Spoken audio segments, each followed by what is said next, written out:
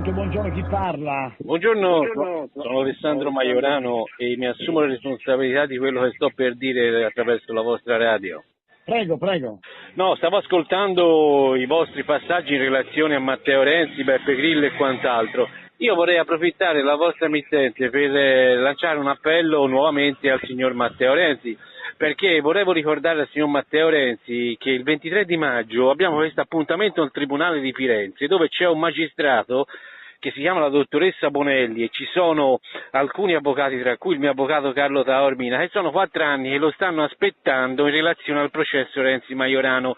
Il signor Matteo Renzi dovrebbe essere così gentile da trovare il tempo, visto che trova il tempo sempre per sparare le sue solite cazzate, di venire in tribunale e raccontare ai magistrati e soprattutto al mio avvocato Carlo Taormina del perché si è letteralmente fregato e ha rubato 31 milioni di soldi dei fiorentini e soprattutto ci dovrebbe venire a raccontare di quel giro di escort, di mignotte, che tutti a Palazzo Vecchio frequentavano. Ora, siccome sento che lui si erge a puritano, si erge a persona specchiata e immacolata, non ha paura di nulla e di nessuno, che vuole la verità, che è trasparente.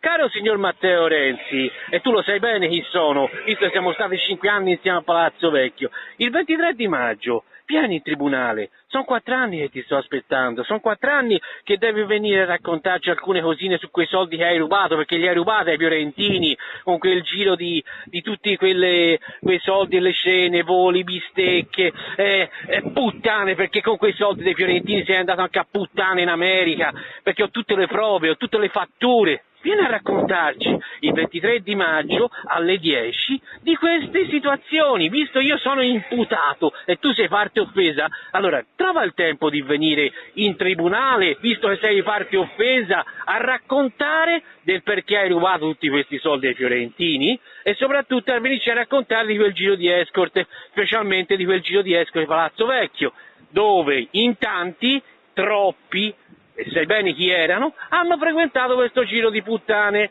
Bene, signor Matteo Renzi, che fai stavolta? Che ti inventi? La cacaiola? Ti inventi che hai un impegno istituzionale? Adesso non sei più nulla e nessuno, sei un semplice senatore. Che fai il 23 di maggio? Vieni o non vieni, Matteo Renzi?